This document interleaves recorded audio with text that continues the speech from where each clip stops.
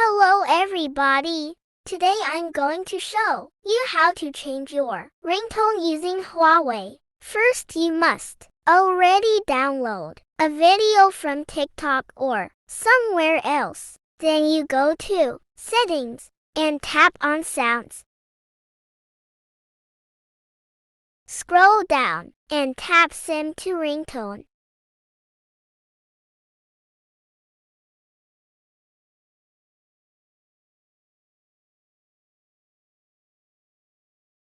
Next tap on Video Ringtones and pick your video, but for me I have edited the video first.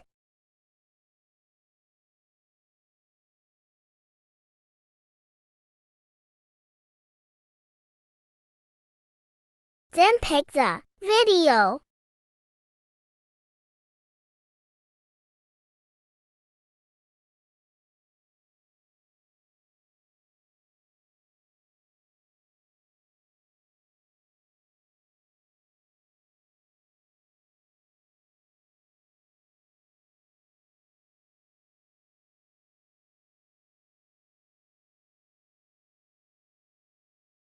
Then pick the new one.